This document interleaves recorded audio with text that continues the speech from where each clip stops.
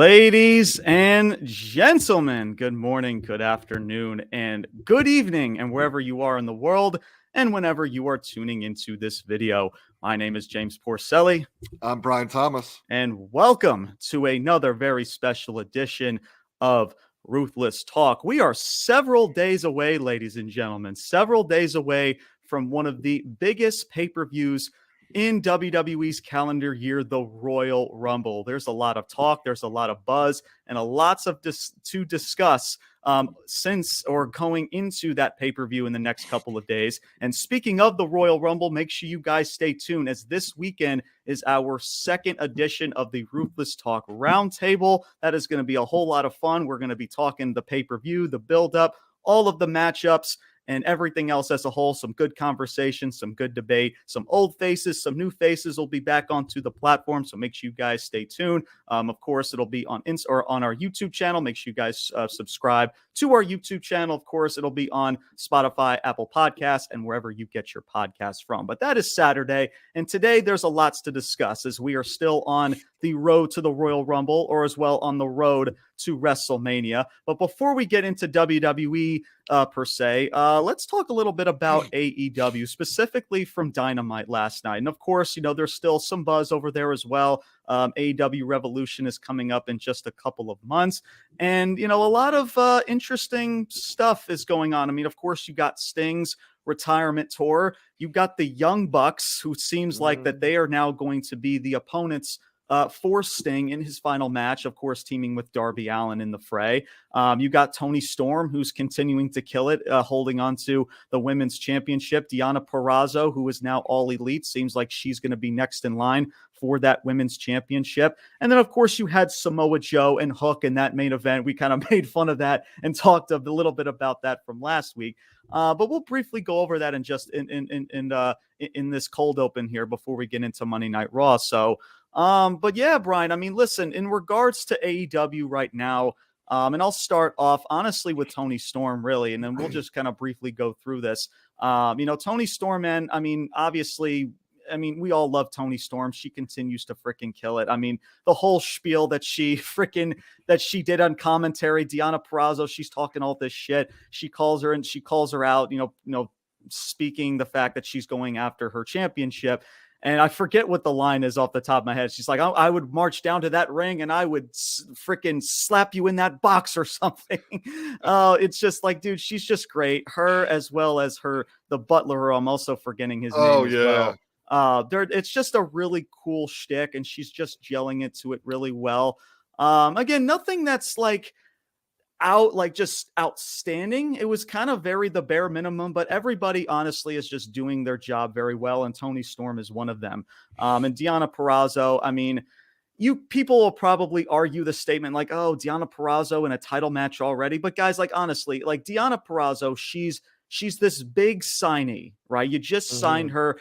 You can't just throw her into a feud with freaking like an Anna Jay or a Sky Blue, or even a Julia Hart, as good as Julia Hart's been doing in the mid-cards. Like, you can't, man. You got to put Deonna Purrazzo, if she is what people say that she is, one of the best wrestlers in this industry. Like, at this point, because of Britt Baker's not there, Jamie Hayter and others are not there, their hands are pretty much tied. It's like, you know what? Let's just do it, man. So I honestly have no issues with it at all. It's more than believable to do such with Deonna and Toni Storm. Of course, it'll be a decent match overall. And then, of course, man, you got the Young Bucks. The Young Bucks, they cut a promo pretty much talking about like all these rumors that have been talking about them in regards to a toxic locker room and how it's not true, man. Don't believe in all that stuff. That's all garbage. They got all these suits, and they've acknowledged themselves as EVPs, like the EVP status. Talk about, hey, you know, of course, calling out Sting in his retirement matchup for Revolution. He's like, listen, we're EVPs, man. We can pull some strings, you know. And I like it, man. I like it because, again, Brian, and I'll get all of your thoughts and everything in just a second. But with the Young Bucks, man, it's just, you know, a lot of people are not very high on the Young Bucks right now due to a lot of things, right? And I think at this point, because they know that they're not very well liked, you might as well take that EVP name and just run with it, man. Yep. Like, people know who you are. People know that you're an EVP of the company. Just run with it and make a shtick of it. So I actually really like it. They just gelled really well, Renee. And again, Renee just gels so well, whatever backstage segment that she is. So really enjoyed that, man, as well. So we'll see how that transpires, as I know Darby and Sting are going after tag titles, and then they're going to have this matchup with the Bucks. So I guess the Bucks are going to cost them the titles in some way, shape, or form. So I guess we'll soon find out with that. And then you got Samoa Joe and Hook. And listen, I was very skeptical, as I'm sure you were, Brian, in how they were going to book this matchup, because we talked about it last week. It's just a very odd pairing to put someone like Samoa Joe as well as someone like Hook together. But for the most part, they actually did it very well for the most part. It wasn't really a drawn out type of a match. I want to say the match was like around 7 to 8 minutes in total. The only thing that it baffled my mind was Hook kicking out at 1 towards the end. I'm like, bro, you're not your father, man. Like, what are we doing? Like, this dude, it's like he hulked up, or like he leveled up like some freaking anime character. It's just like, dude, what the fuck are we doing? That was honestly like the only blunder I can think in regard to that whole matchup. But Samoa Joe pretty much just taking control of the whole match. I mean, that was the only way the matchup could have been done. It's no harm, no foul. We knew that this matchup wasn't really going to be booked to a certain degree, nor really should it, honestly, Brian. So for what it was fine. Just again, like, AEW, don't do that shit with freaking Hook, bro. Kicking out at 1. That shit is so fucking weird. Like, he's a freaking what? I don't know how old he is, Brian, but I think he's like, what, a 22, 23-year-old He kid? can't be more than 23. Right. And this dude's taking muscle busters. This dude's getting slammed through tables, and he's kicking out at 1. The slam through the table. The slam through the table, which was botched, by the way. It was supposed to go through the table, and the table didn't go through, and then it went through after he slammed him. I meant it was the broadcast table, the broadcast table. The broadcast table outside of the ring. Yeah. So that was definitely botched. That definitely looked like it hurt. But yeah, it's just like that whole believability, man. It's just like, I get it. You're trying to have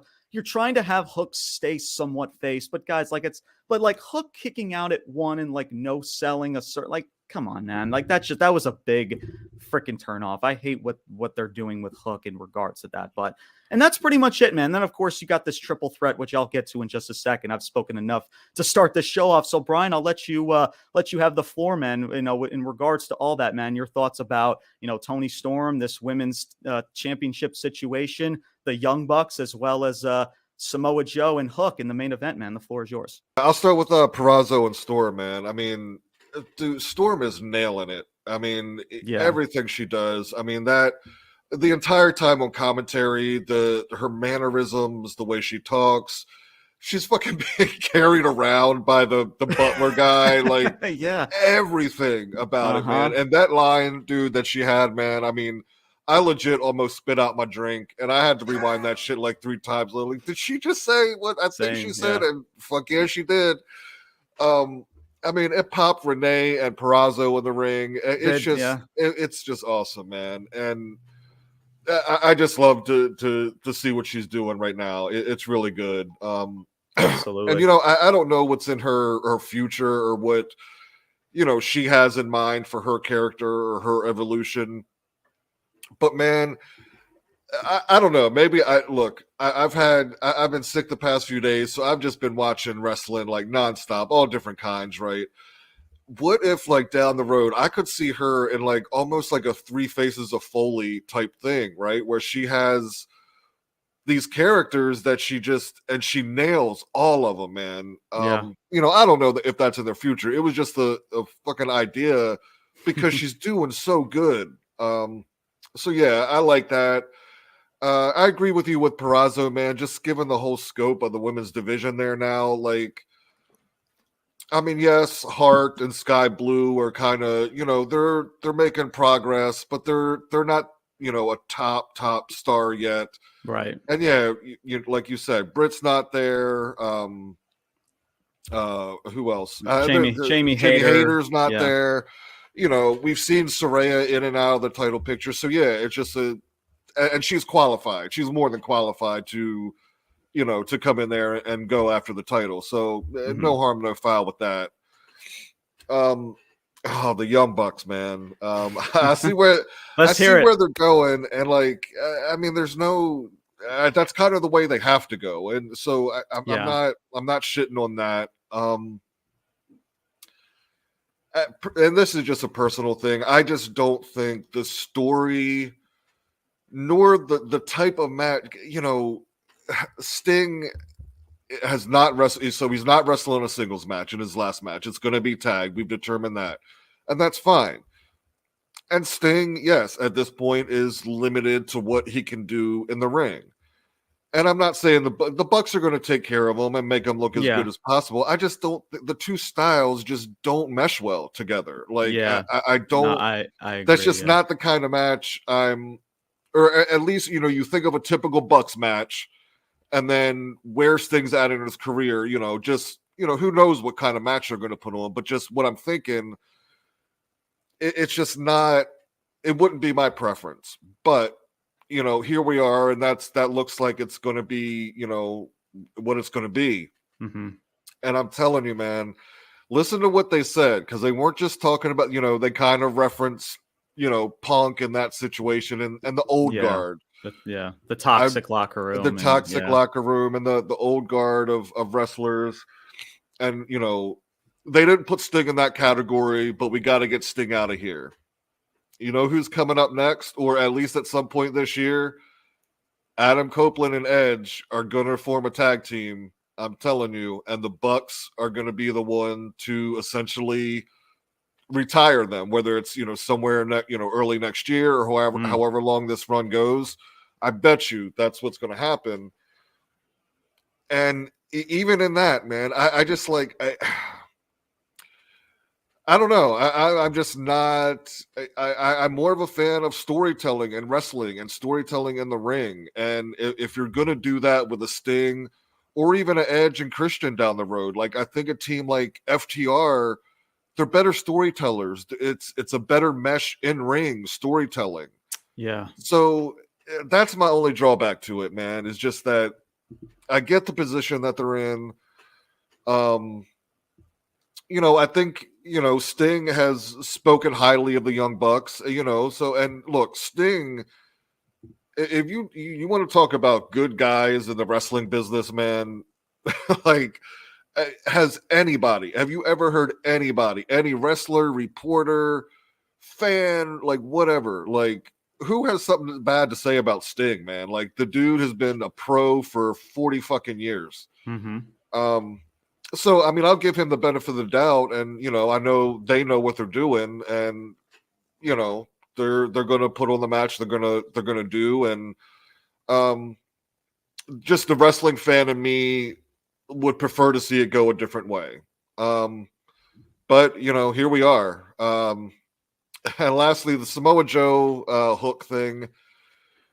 Hook held his own. I mean, it was a better match than really I thought it was going to be. But I do agree with you, man. They're just like Samoa Joe being who Samoa Joe is, and the brutality he inflicts, and Hook kicking out on one. It's not so much that. Like, I extrapolate that out into now Joe's other opponents, right?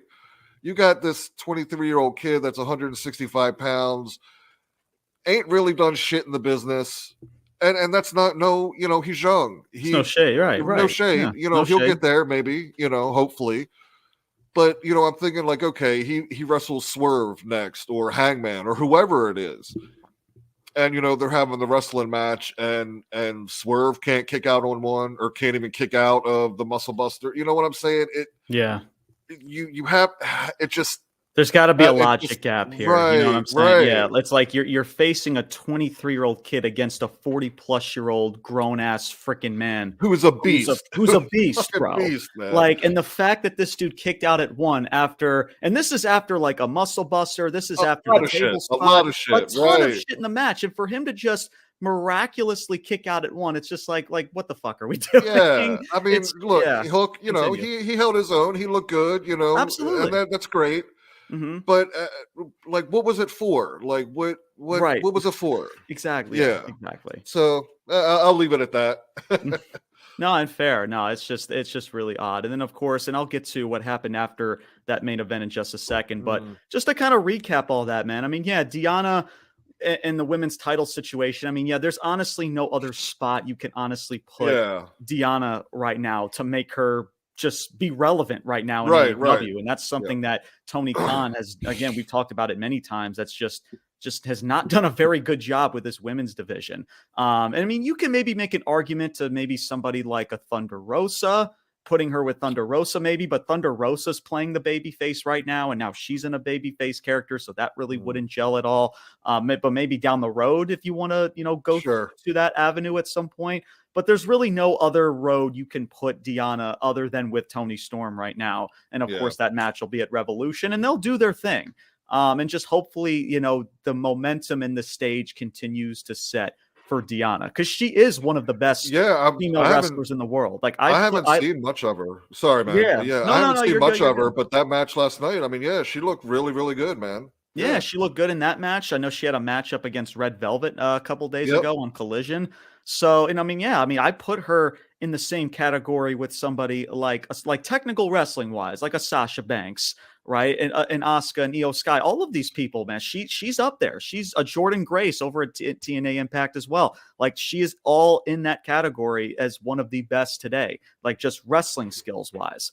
So that's it, man. Again, Toni Storm is just tremendous. Shout out to her and his freaking butler. I'm forgetting the name of his butler. I apologize, man. It's just like him carrying around and everything. She's on the microphone and like, how dare she? But yeah, man. So the Young Bucks too, man. And I do really like the way they're gelling. And I agree with you, Brian, definitely when it comes to Sting and as well as the Young Bucks, man, you definitely have two different genres of just wrestling, just overall, just technical wise and everything else. And that definitely can be an issue. Now, you could put somebody like FTR, like you mentioned, but again, I think it's just the whole babyface shtick. You don't really want to really go that route to an extent. You do want to have some type of storytelling. So the Bucks, and I do think the Bucks will, as much as we give them shit a lot of times and for justified reasons, right? I truly believe, and I said this on our social medias and on our Facebook group, that the Young Bucks will make it work. They will do everything in their power to make Sting look good and to make this retirement matchup what it needs to be, as well as what they got going on with this EVP shtick moving forward. I just think there's a lot more good than just outweighs the bad. That's what I always look for in regards to situations like this, man. But tremendous stuff in the backstage segment. Right, Renee Paquette just is awesome. Just the way that she just gels in every segment, her facial expressions and everything. Even Nick Jackson even made like a reference in regards to like, oh, it's like he's like, your paycheck's coming in the mail, by the way, you're welcome. Like, it's douchey, but it works, man. People think you're douchebags and assholes. Just embrace it. Use that EVP name. Just use it, man. That's honestly the only route they could go to, and I'm glad that they're embracing it. Nick and Matt Jackson, like, we're Nicholas and Matthew Jackson. We talk very monotone and robotic because we're EVP. Like, it's great. So I just love what they got going on. And yeah, no doubt shit can hit the fan because of you have two different styles of wrestling with the Bucks and Sting here. No doubt. Absolutely. But I do think, as much shit we give the Bucks, I definitely think they'll make it work. And we'll soon find out. And as far as the main event goes, everything that you mentioned as well as I did, I mean, 100% agree with you, Brian, in regards to the whole Hook situation. Him kicking out at one is just fucking weird. I mean, the match overall, I mean, that's kind of how the matchup had to go, afloat, if that makes sense. It was around 7 to 8 minutes in length. No harm, no foul. And before we get into Monday Night Raw, I have to bring this up because I've also gotten a lot of, not really slack, but just a lot of disagreement with this in regards to this upcoming main event title picture. And that's with Swerve, and that's with Hangman Adam Page. Now, look, I get it. People want to look at all the dots being connected, right? It's like, oh, Hangman's involved in this because Samoa Joe hired Adam Cole and the Devil and all that shtick to attack him, right? A couple weeks ago. Then you have Swerve and Hangman. They're going to they have good chemistry, right? Swerve's, he's the hottest thing in the company. You put him, so it's all good, James. But guys, like, let's not forget the fact that when Swerve and Hangman fought, Swerve has beaten Hangman twice now. And they've done a Texas death stipulation. So I get it. You guys can give me all the avenues and connecting the dots when it comes to storytelling. There still needs to be, and we talked about it with Hook, with the whole kicking out at one shtick, there needs to be a logic gap. The fact that Hangman, a guy that lost to Swerve twice, is getting the same title opportunity, at least that's what we assume is going to happen, that Swerve Strickland is also getting, nothing still adds up. And the fact that you use the Texas death stipulation, it's like, Brian, what else do I need to see from Swerve and from Hangman that I haven't already seen? Hangman was drinking Swerve's blood, for fuck's sake, man. Like, what else is there need to see? Now, if you wanted to do a trilogy, then that's fine. Then you could have just done like a split, like a 1-in-1 split, and then maybe save the Texas death for a different time frame. But you've already done the stipulation, so what else could you possibly do that's going to further progress that? Because you can't. Right. You're telling your talent to go beyond of something that what you just previously done, and they can't do it, Brian. I don't care how good of a matchup it's going to be. It's not going to top that freaking Texas death match, because that Texas death match was damn freaking good. Yeah, and that's a feud and a match, as well as just a stipulation that calls for a feud to be done with. And the fact that and listen, to it also another extent, I get it. Swerve is technically still playing the heel here, even though he gets cheered and everybody does. Did you hear the pop last night for him, dude? Oh, dude, yeah. Like, people are starting to cheer more and more for Swerve, but he's still playing the heel shtick with Prince Nana and Mogul Embassy. I don't know what freaking Mogul Embassy is. It's just, that whole faction is just freaking odd to me. So yeah, man. So people can give me all this storytelling all they want. In that aspect, everything that I just mentioned, nothing still adds up, and I get it.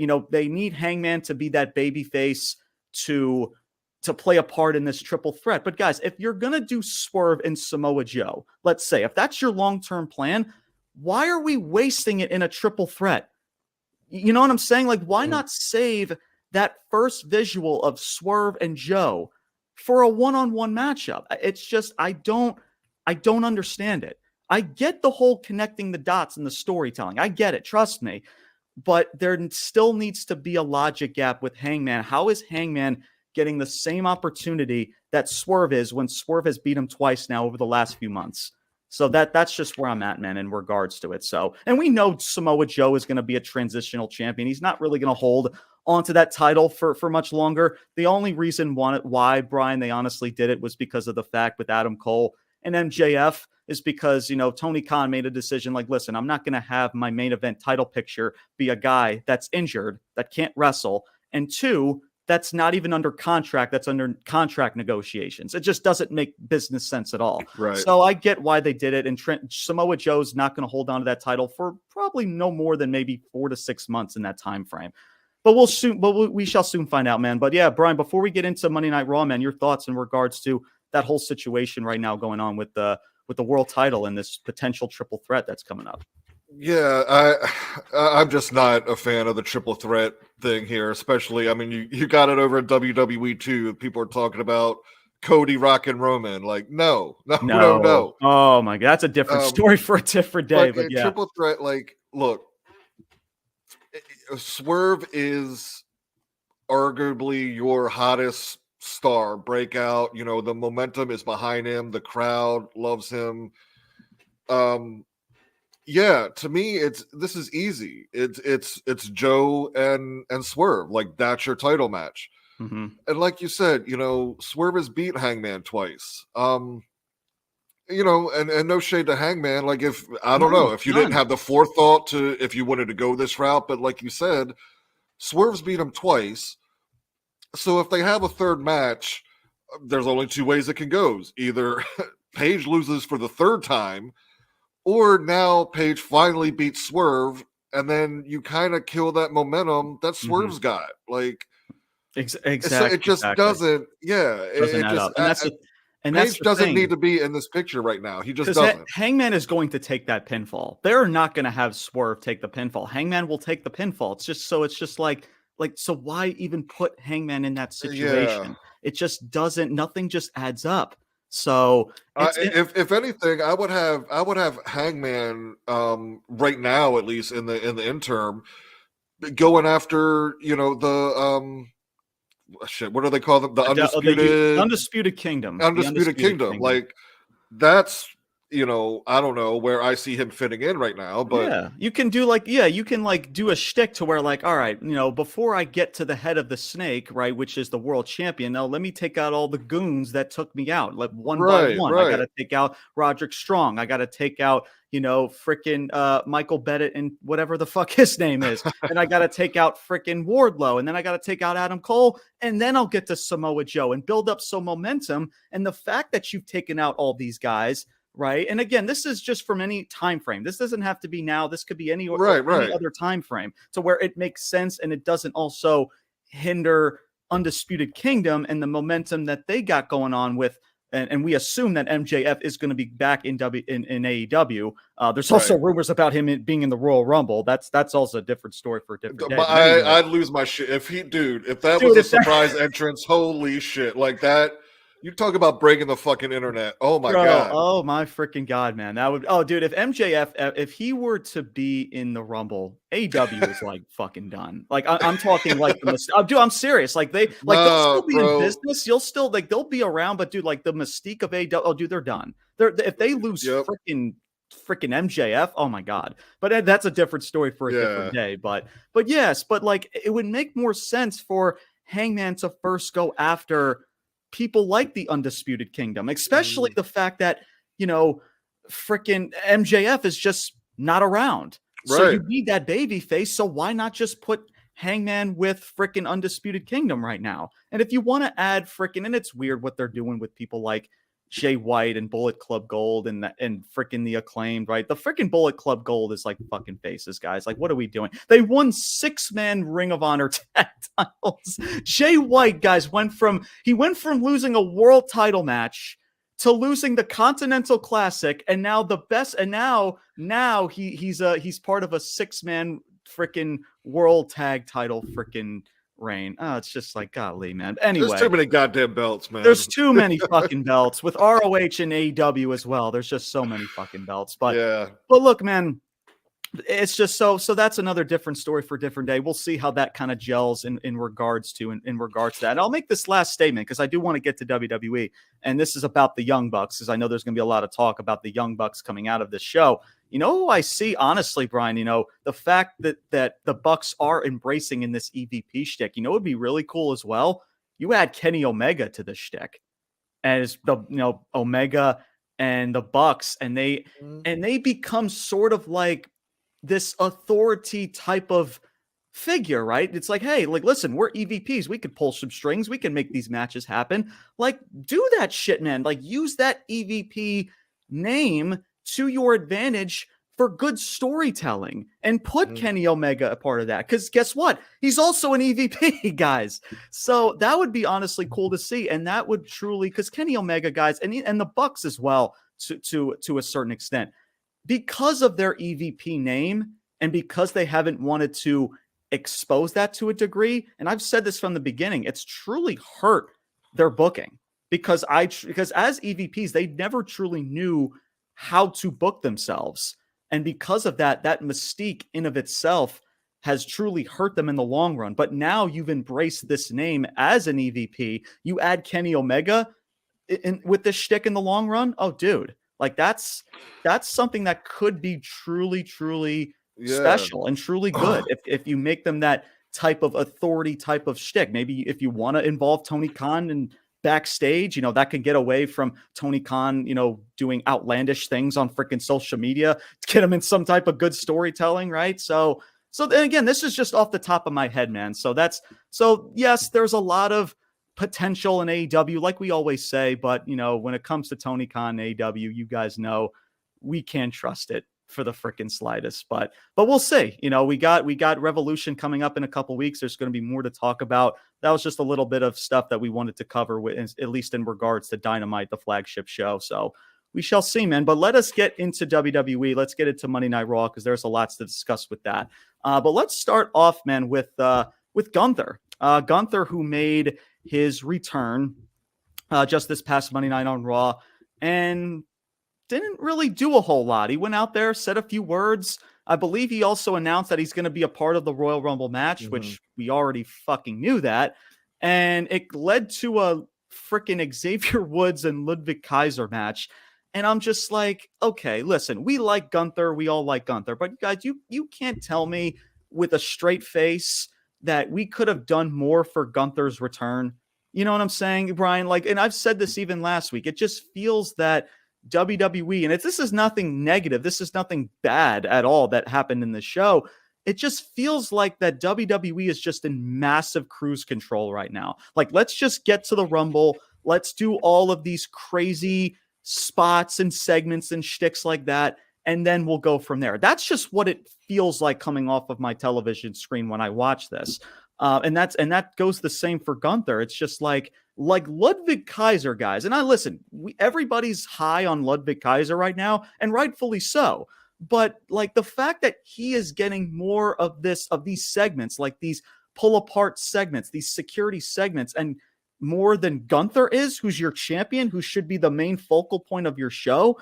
It's just really odd against Xavier Woods of all people. Now, I like serious Xavier Woods. Get rid of that fucking trumpet, Francesco, whatever the hell he freaking calls it, because the whole New Day shtick has also really run its course over the last freaking almost decade now. So that was just really odd. And then of course, there's more talks about, his Intercontinental Championship situation, who's his opponent at WrestleMania, who does he drop the title to? And now, of course, we've heard about Brock Lesnar potentially now returning either before or after the Rumble. And of course, the first thing in my mind, Brian, that popped up, and I think it's honestly truly going to happen. This is just how I truly feel. It's going to be Gunther versus Brock Lesnar at WrestleMania. I truly feel it. I just truly feel that way.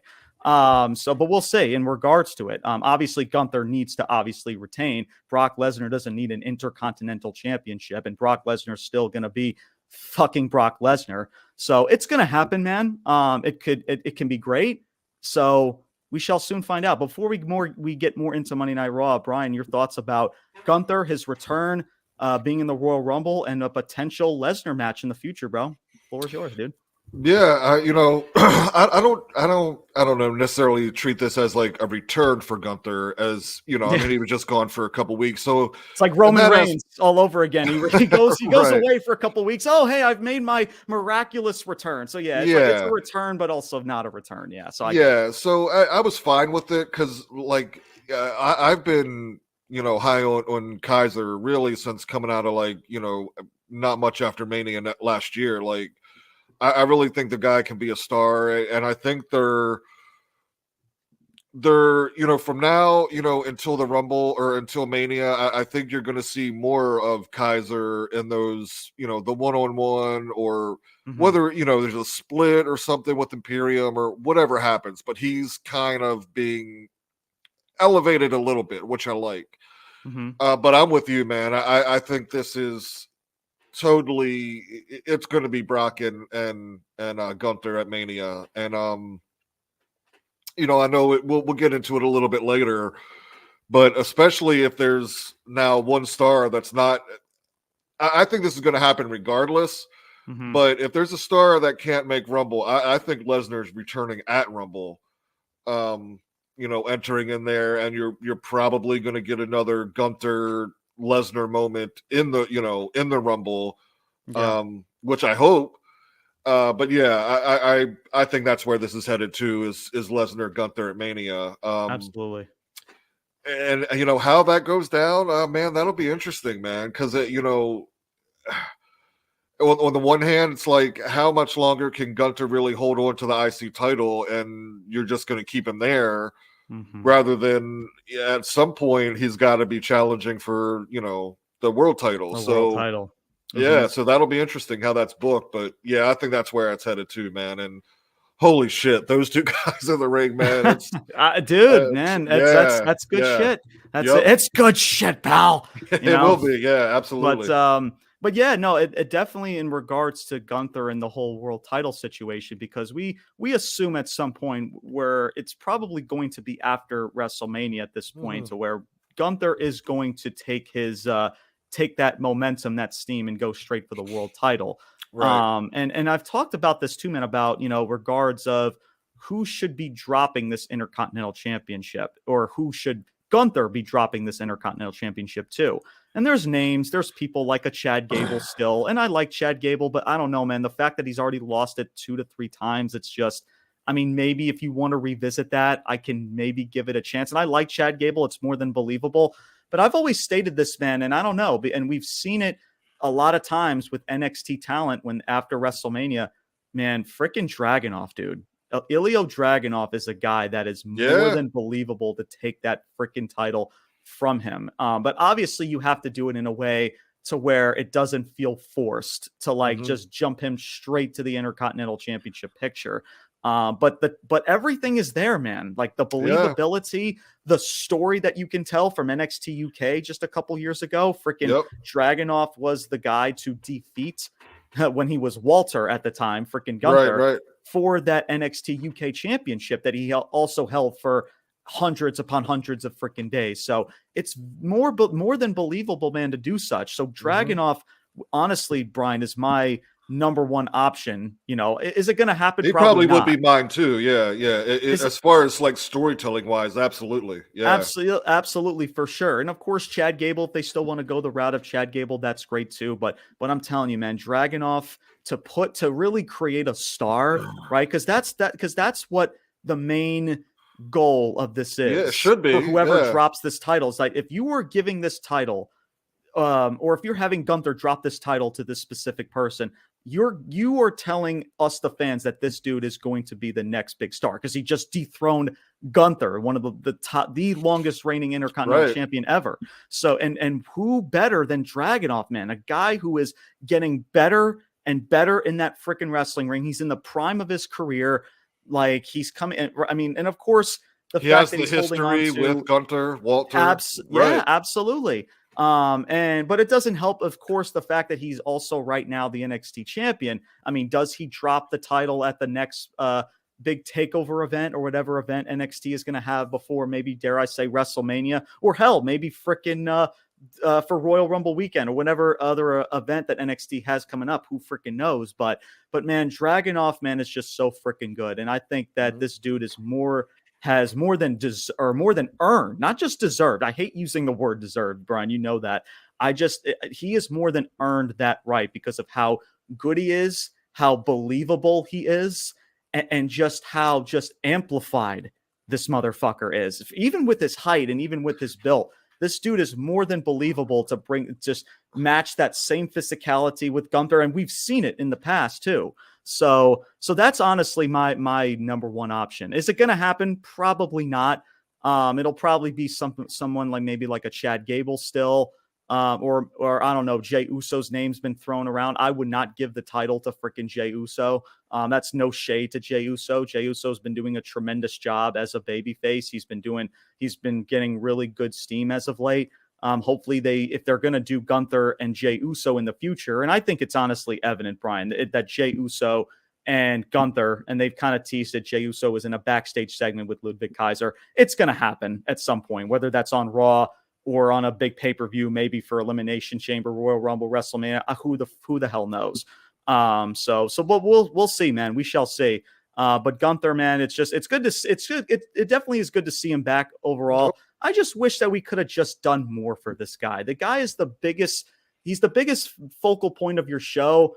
It's just, and all you have him do in his return, right, is just to have him go out there and say, oh, I'm declaring for the Royal Rumble or something along those lines. I don't even know, just hypothetically speaking. And I'm just like, okay, we knew you were going to be in the Royal Rumble, my guy, but what else you got, right?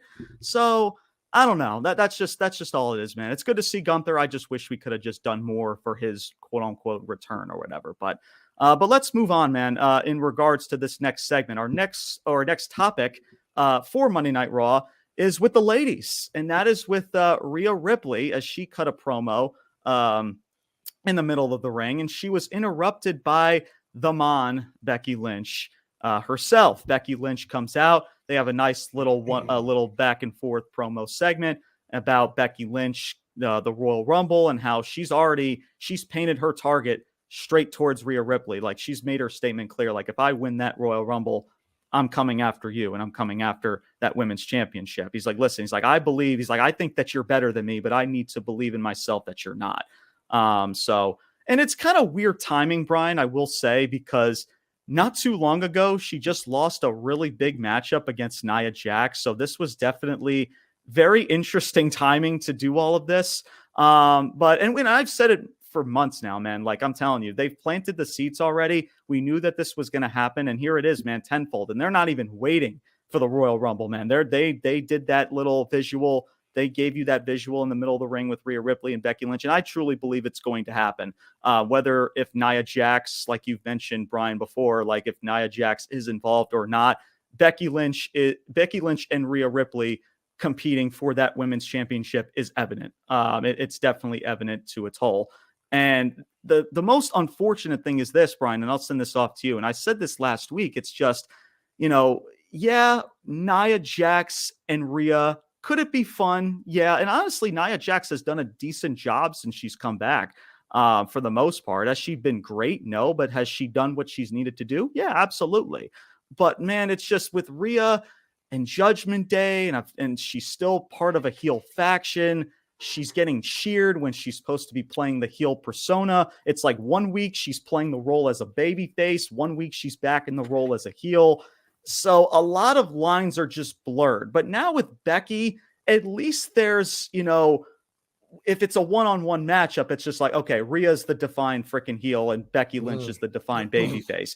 But with Nia Jax, if you put Nia Jax and Rhea in a one-on-one match, it's just like, okay, you're going to cheer for Rhea, and that's great. We all like Rhea Ripley, but she's still, again, guys, still supposed to be portrayed as the heel. And I just don't like that. Which is why, Brian, I could honestly see kind of similar to what we talked about over in AEW with the world title situation. They could honestly add that into a triple threat match. But that's also another thing, too. It's just like, okay, Becky Lynch lost to Nia, but I guess if she's going to win the Royal Rumble, and godly, I hope she doesn't win the freaking Rumble, because she does not freaking need that shit at all. And we'll talk more about that, the Royal Rumble, and who should win that for the roundtable coming up. So make sure you guys stay tuned for that. But I'll end it with that, man, as I'll have some more stuff to talk about later. But Brian, your thoughts, man? Rhea Ripley, Becky Lynch face to face. What do you think, man? Talk to me. Initial thought, man, is I hope Becky doesn't win the Rumble. Same here.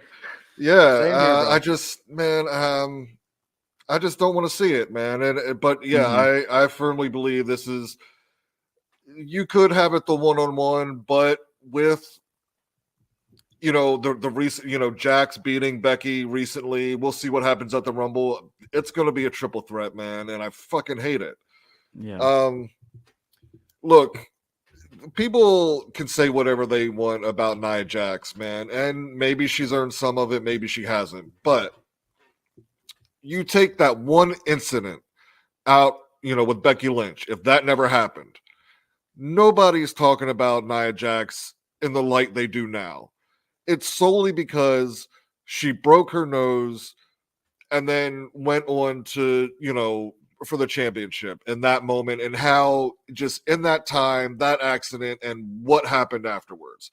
That is why so many people will not let this go. It's a fucking broken nose in wrestling. It happens, people. Shut the fuck up. Like, I mean, seriously, it's a broken nose. Like, this is what we're bitching about in injuries and wrestling and not being a safe performer. Come on, man. So just in that aspect, man, like, I feel like whether it's face, heel, whatever, this is not, and even if you wanted to do the triple threat, then I would think it needs to end this way, is that Jax pins Lynch, Rhea doesn't take the pin, she's already kind of, I mentioned this before. Like, I don't know the shelf life of Judgment Day, but something is going to happen because it's inevitable, because the fans are cheering Ripley. So eventually you're going to have to turn her. And I think this is kind of the road they're going to head down, where, Rhea doesn't take the pin. Maybe she goes off TV for a little bit, maybe not, but she's now kind of a face too. Mm-hmm. Now Jax is the champion, and Becky and Jax can have that feud for the title, to settle whatever fucking bullshit. Yeah. But yeah, I mean, I would just prefer to be one-on-one Jax and Ripley, because look, Becky's had her moments and her time and her shots and whatever, and I'm just, I don't know. I don't know. It just, I don't think Becky needs to be involved in this right now. I just don't. So. Yeah, no, and that's very, very fair. I mean, listen, if they want to do Rhea versus Becky, I'm honestly all for it. Now, I agree, she doesn't need to win the Rumble to get there. She just doesn't. She just doesn't need it at all. She doesn't need that accolade. But here's what I will say though about Nia Jax, and I hear where you're coming from, Brian. I do, and at least in regards to like the broken nose incident, like it's a broken like that. I would honestly say in regards to Nia Jax and her history with injuries and all that stuff, being an unsafe ring worker, that's honestly probably the bottom of the totem pole of people, of the ones that people should honestly be worried about. But the thing is, Brian, like she has been a very unsafe in-ring worker. She's injured people like Ember Moon, like Kairi Sane, like a Selena Vega, right? A lot of people that she has a reputation of. And I think it's just, and I don't think it's just of the broken nose. I think it's just the fact that she's just done it with countless of other females. And when you have that reputation, that's just what people are just going to say about you. It is what it is. And again, not saying that Nia Jax is just doing this on purpose, obviously, of course, but if you're constantly putting your in-ring worker, your performer in that ring, and she's getting legitimately hurt because you can't protect them properly, you're going to have that reputation. And that's just what Nia Jax has, because it's happened. It is what it is. Now, the broken nose thing, like, okay, that's just it is what it is. It's happened. There's been a lot of broken noses in wrestling. Freaking Trent Beretta freaking just had one at Collision not too long ago. So that whole spiel, it just is what it is. It was just unfortunate for Becky because she had so much steam with the man character when it first started, and then it just completely died after that. Well, that's what I'm saying. If that never happened, people like it, I wouldn't say. And look, I get with injuries. Take all those. Who are you talking about? Kairi Sane. Kairi Sane, Selena Vega, Ember Moon. Yeah, other than Ember Moon, and like I get it, she needs to be safe, and every wrestler needs to be safe. But god damn it, why the fuck are we putting? I don't know what Jax is, right? And yes, she needs to be careful. But why are you putting a 350-pound woman in with a 125-pound woman? Like, shit's gonna get fucked up sometimes. No, fair. No, absolutely fair. No doubt. So that's the way I look at it, man. Yeah. I just personally think she's got a bad rap. I think a lot of, especially the internet trolls, and a lot of the hate is because she's a big, if you want to say a fat woman, whatever. I'm not going to use that term, but I think that's mostly what it is. She's a big woman, and people take shots at her, man. Like, it's. If you're taking shots at her because she's just a bigger woman, then like you're just an insecure piece of shit, honestly. Yeah, but I think that's as far as the internet trolls go. Like that's where I think a lot of it comes from. Because I mean, look, people get injured. Shit happens. We could go down Ridge Holland. How many people, do you think? Oh yeah, Ridge Holland is a dangerous Ridge Holland. Nobody worker? says anything about Ridge Holland ever, which I think is freaking bullshit. He freaking, and again, not that he did it on purpose, but like, guys, he did put Big E right on the freaking shelf, and his career could probably be done because of it. as well as Big E's others. career probably is over, and I'm Yeah, sure he feels but horrible about that, and it wasn't intentional. Nobody talks about it. So yeah, no, absolutely. At least to that degree, right? Like, okay, if you're gonna talk about Nia Jax to a certain degree, then yeah, have that same energy for Ridge Holland, man, because Ridge Holland has had just as many incidents as Nia Jax has. So yeah, absolutely. And I'm not saying you should have that. There shouldn't be that energy, period, for Ridge Holland or Nia Jax. That's not what I'm saying. Or at Because least like just shit happens. accountability, just Right, like right, accountability. I'm not saying like freaking bash them just to bash them, but right. have that accountability to be like, all right, dude, it's just like, okay, one time, okay, two times, okay, but 3, 4, 5, it's just like, okay, dude, like you got to clean it up. Like that's what I mean. I'm not saying like go and rip freaking Nia Jax and go rip Ridge Holland. That's not what I'm saying. I'm just saying there just needs to be accountability. And that's something that I've done. I've never personally attacked Nia Jax. I think she's a great person. She's a wonderful person. I'm sure there's a lot of female talent in the locker room that adore her, as well as people like Ridge Holland. But there also has to be accountability, not just from us, but also from just WWE in general, to be like, listen, man, like, you have got to protect these wrestlers better. Yeah. That's it. That's all I'm saying. And that's just it, man. So, and we'll see with Nia. And again, like I mentioned earlier, Nia Jackson, she's came back, has done very decent. She's been doing very, very well. And hopefully that continues. I'm rooting for her, like I root for everybody in this company. So, but we shall see, man. And of course, and the last thing before we get into our final topic, man, and that's in regards to just Liv Morgan, because something with Liv Morgan, this just popped into my head just a couple days ago. Of course, I mean, Liv Morgan, she's been out of action for a while. You know, she was written off TV by Rhea Ripley. And of course, she had that little incident with the whole marijuana shtick. Of course, if you guys know from social media, you guys know about that.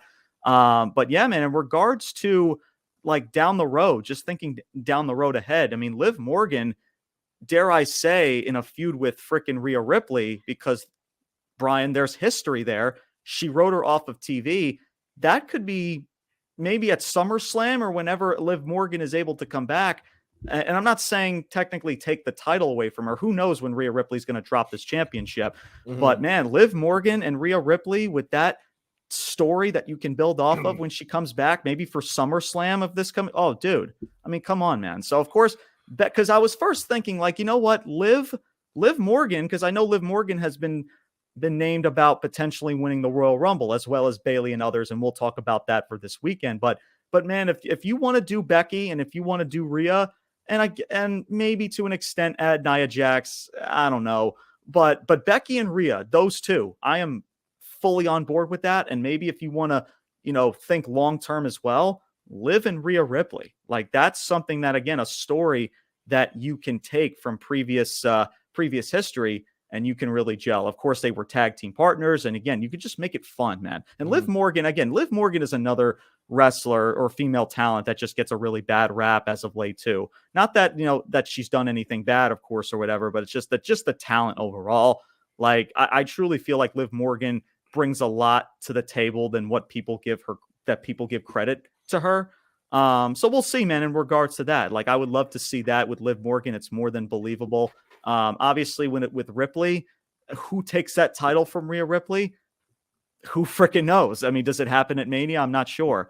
But we shall see, man. I mean, does Nia Jax take the title away from Rhea? I mean, we shall soon find out. But yeah, man. So that's the whole situation for the women. So let us finally get into our final topic for today. And that was your main event of Monday Night Raw, which was Seth Rollins versus Jinder Mahal. That's right, guys. Jinder Mahal for the World Heavyweight Championship. Now, before we get into everything, or we get into the main discussion with this that everybody's been talking about, that's potentially going to affect a big WrestleMania match coming up this year. But the match itself overall, Brian, I'll start with the matchup, man. Dare I say, was actually very, very good, man. Yeah. I mean, there was people got into it as the match went on. You had freaking Veer and what's his face, the people, or Jinder Mahal's like cronies or whatever. Yeah, Indashir, right? Indashir and that whole spiel. Freaking you had Damian Priest and Drew McIntyre. I'm going to get to that in just a second. I spoke about that on social media too. But the fans were into it, man. I mean, the crowd, honestly, between that and the start of the show, which was Drew McIntyre and Cody, dare I say, those were the only thing that had any sort of just true substance. And if you want to add Becky and Rhea to an extent, okay, fine. But man, like, and again, and that's the thing too. And we just spoke about, wrestlers getting bad raps. Jinder Mahal is definitely one of them. Brian, Yeah. I don't understand like this fake outrage that people have for Jinder Mahal. Like, listen, if he's not your cup of tea, if he just bores you to death, if he puts you to sleep, then that's fine. That, like, again, that's just your personal preference. If you have sleep issues and Jinder Mahal is a guy that if you want to put on your TV to help you freaking fall asleep, then go right ahead. But freaking man, like, the guy put on a tremendous performance this past Monday. The guy overall is honestly a tremendous talent. Yeah. The guy, he's very, very consistent. He goes out there and does everything that this company asks him to do. He's a very consistent talent, like I mentioned. Like, I don't understand the hatred, Brian. Just because people personally don't like him, like, Brian, me and you personally don't like or are fans of certain wrestlers, but that doesn't mean we're not going to give credit to some of these people, like Nia Jax. Like I just mentioned, not a fan of Nia Jax, but I will not hesitate to say, hey, Nia Jax, since she's came back, she's done tremendous stuff, as well as Jinder Mahal. So I just don't get it, bro. It's just like, guys, listen. And I'll just take this overall. This is my final message with this. It doesn't matter. I don't give a shit who your favorite wrestler is. Neither do I. But like, that doesn't mean you don't give people kudos when they deserve their freaking kudos, man. Especially for Jinder Mahal. This dude's paid his dues for years now. It's time to give this dude a little bit of freaking credit, bro. Again, stop hindering Jinder, bro. It's not freaking cool at all. But anyway, the match was fine. It was a decent matchup. It got cool. I mean, when he hit the Colossus, there was a lot of people in that building that truly thought that for a Jinder Mahal, second, I mean, in the back of my mind, I'm like, this can't happen. But I'm like, holy shit. I'm like, there's no freaking way. And then he kicks out. But like, yeah, like there was a split second to where you're like, dude, can Jinder actually win this title here? So again, it was all just done very well. The matchup just ended well. There was a lot of good just energy behind it as well. And Rollins ends up winning the matchup. Into Sheer, I believe, was ejected for ringside, and then the stomp happened. So Rollins retains. But that is not the only story that came out of this matchup, as Seth Rollins is, now that we are hearing over the past several days, has suffered a legitimate knee injury during this matchup. And I believe it was during a moonsault that he hit during the matchup. And I guess it had to be something before the moonsault, because that's, people were saying that he did it during the moonsault. It had to be a maneuver during the moonsault. Maybe like the moonsault was the final blow. He landed on it wrong. And you can tell, like, even after the matchup, Brian, I don't know if you caught this, like, he hits the stomp, he wins the match, and the referee's trying to pick him up, like, hey, pick up, like, hold the title in the hard camera. And Rollins is like, dude, I'm not getting up. Dude, I'm not getting up, dude. I can't freaking do it.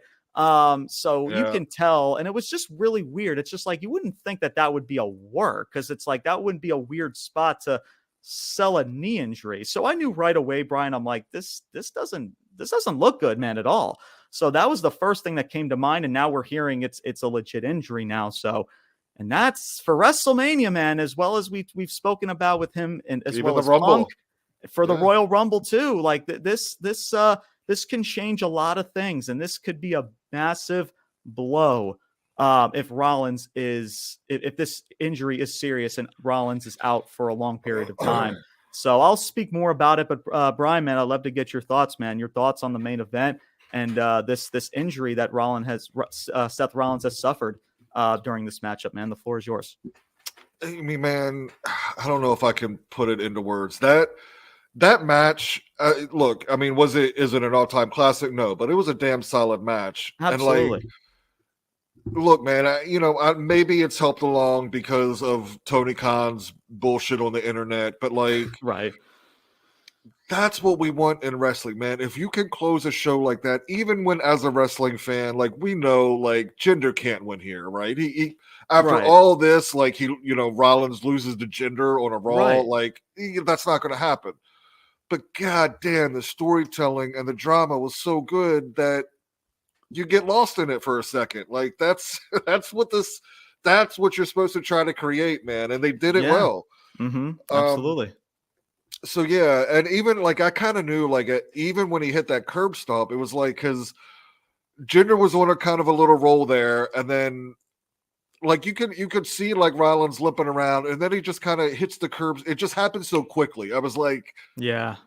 Something ain't right here. And yeah, man, all I can say is I hope it's nothing serious. Mm-hmm. If it is, best wishes to Rollins and a speedy recovery. But yeah, man, I mean, if he can't go at Rumble, and that's what I was speaking of earlier, like I kind of think Brock is coming back at Rumble regardless. But if Rollins is out, I think you need another, like a star power, like a surprise to elevate that again. So, yeah, I fully expect to see Brock back in or around the Rumble. Hopefully Rollins isn't, hurt too bad, and whatever plans are in the works can still follow, come to fruition. But if it is, I mean, like we've been talking about, man, there's just such a cluster at the top of top stars. I mean, that's just going to open up spot for somebody. So Yeah. we'll see, man. But I hope he is, okay. It's nothing too serious. But great match. It really was. That was a good match, man. And I don't know, to whatever the haters for Jinder, whether it be his gimmick or his, I don't know, but he's a pro, man. And so it's gonna be believable. It's gonna be a solid performance. So I'll take it, man. Yeah, for sure. And same over here as well. I mean, and yeah, with Seth Rollins, it's definitely a massive blow. And when I gave out end of the year awards, and one of those awards was Superstar of the Year, and that was to Seth Rollins. And I've spoken about him and the character and his theme song and how much I can't fucking stand it. It's like people sound like walking zombies, like it's freaking. Like it's freaking, I don't know. It's nauseating to listen to, but that doesn't take away, man, that this dude has been he's all a great year, performer. Absolutely. One is a great performer, and two, this dude is a legit workhorse, man. Yep. He really truly is, and he definitely deserves his praise. And of course, it definitely doesn't help him though to a degree, because of the fact that Roman Reigns is just not there most of the time, and Seth Rollins is that champion to where he has to kind of carry the load, and I'm sure it's taken a lot of wear and tear and toll on his body over the last year. So it sucks, man. We just cross our fingers and hope and pray, and much love to Seth Rollins that it's nothing serious. I'm sure we'll get an update over the next several hours, maybe days, or whoever, when this news breaks of Seth Rollins' condition. But I'm sure we'll keep you guys posted in regards to that. As I'm sure if Seth Rollins is seriously injured, obviously the title's probably going to be vacated. Punk is probably going to win that world championship. Maybe it's with somebody like, I don't know, like a Drew McIntyre, just as like an easy type of freaking way to find a challenger for CM Punk or whatever. So who freaking knows? And speaking of Drew McIntyre, man, I have to end it with this. And this was part of the main event. So Damian Priest is out there, right? And listen, guys, I don't give a fucking shit what you say. Damian Priest holding onto that briefcase is a massive botch. And I'm talking just a botch from this company of giving him this freaking briefcase. Guys, nobody gives a shit, because he should not, and I mean he should not, has no freaking, just absolutely should not be cashing in on either freaking Rollins or freaking Roman Reigns. So, and he's probably so then the next decision is what? To have a failed cash in. So if it's a failed cash in, that tells me that you fucked up. Right. And Brian, what did I say from the very beginning? Why in the hell, as much as we like Damian Priest, why in the hell does he have this freaking briefcase? Right. It's just, they don't know it's the same spiel with him. It's the same little tease that he might cash in. And I'm fine with people holding on to the briefcase for a long period of time. But if there's not a reason to why he's holding on to the briefcase for a long time, then what are we truly doing here? As well as he was in a brawl segment with Drew McIntyre. Correct me if I'm wrong, Brian. Has Drew McIntyre been a heel? Can you answer that to me? Has he been a heel? Okay, okay, great. So you're taking, once again, guys, a heel. He made his turn, right, a couple weeks ago, right? And listen, I stated months ago, as well as you did, Brian, about, okay, listen, They didn't want to turn him right away. And Money in the Bank, we're going to draw this out, right? We're going to play this little story here. Okay, fine. They finally did it a couple weeks ago before War Games. And I'm like, okay, beggars can't be choosers. We got it. And I like this Drew McIntyre. I really, truly do, man. This Drew McIntyre, it's really good. He's gelling into it. But it's the fact that you're still meshing him in as a tweener, as this in-betweener shtick, because he's going to be put into a match with Damian Priest next week. The fans, dare I say, Brian, are probably going to cheer for Drew McIntyre. So is he truly a bait? Is he truly a heel, or is he not? So I don't understand, Brian, the obsession with putting heels with other heels. Does it work every now and then? Absolutely. It's just, it doesn't help Drew McIntyre and his true identity with his character, if that makes sense, right? Nothing just adds up to that. It makes no freaking sense. And it's like, oh, well, James, it's part of the story and this and this and that. Guys, it doesn't matter. if there's no connection to what Drew McIntyre is, to either boo or cheer him, it doesn't fucking matter. If you're throwing him in there with Damian Priest and he's supposed to be a heel, he's probably going to get cheered. Because why? Because we all like Drew McIntyre. He's been doing very well with this heel shtick. Correct me if I'm wrong, he's probably going to get cheered in that matchup next week. So I just don't get that. It's so freaking weird. And by the way, guys, can we come up with a better name than Senior Money in the Bank? You're telling me, are you expecting fans, and maybe there will be a fan that buys that on a freaking t-shirt or something, like, oh my God, the most cringiest shit ever, Brian. I can't stand it. Anyway, but that's a different story for a different day. So that's just a whole spiel with Damian Priest. And listen, I like Damian Priest, but man, it's just like, I just never, and I felt it since day one, there's never been a true direction or true long-term plan for Damian Priest since he's won the briefcase, if that makes sense. And it was the fact that LA Knight didn't win it because, it's just, what was it? The freaking, you don't want to push him too soon or whatever that whole freaking excuse was. Probably the same excuse that freaking Cody Rhodes didn't win the freaking title last year at Mania, right. Probably. So, and again, man, listen, I don't bash and bitch and moan just to bitch and moan. I freaking called this shit out because for what it is. And it's given proof that Damian Priest holding onto this briefcase is not doing anything for anybody. So, and that's just it, man. So, but outside of that, man, much respect to Seth, and hopefully, hopefully everything comes out good, and hopefully he'll be ready to wrestle Punk, as of course we know that is going to be the matchup for Mania, and who knows if it gets that main event scene, as we talked about who should be getting the main event at WrestleMania, as well. That could change a lot of different things in regards to who wins the Rumble, Elimination Chamber. So there's going to be a lot of stuff depending on Seth Rollins' condition that can definitely change over the next several weeks, days and weeks, I should say. So we shall soon find out, man. Frickin' pro wrestling, man. We're in Royal Rumble season. We're going into WrestleMania. Things are getting hot. And we shall see, man. Time will freaking tell. So, but thank you guys so much for tuning in to another episode of Ruthless Talk, man. Thank you guys so much for always tuning into every single episode. Make sure you guys subscribe to our YouTube channel, as well as follow us on social media. That is both on Instagram and TikTok. That is Ruthless_Talk. As you can see, my man Brian here is officially on Instagram. Follow my man Bryan Thomas on Instagram. That is btom_ruthless. So make sure you guys go follow him on Instagram, as my man is officially on Instagram. So with all that being said, man, thank you guys so much for tuning into this episode. Again, stay tuned for the Ruthless Talk Roundtable. We talk everything in regards to the Royal Rumble, the match card, everything, man. You don't want to miss that. That is going to be on YouTube. That is going to be on Spotify, Apple Podcasts, wherever you get your podcasts from. So make sure you guys stay tuned for that, and stay tuned for more content to come on this platform. Brian, final thoughts, bro, before we end this show. Just real quick on the Drew, man. I do gotta say, man, I do love his heel character. Like, I don't think he's ever been a bad promo per se, but I'd say here in the last month or so, like I feel like he's even stepped it up, man. He's delivering some really good promos. Absolutely. And yeah, the whole oh gosh, who am I thinking of now? Senior Money in the Bank. Yeah.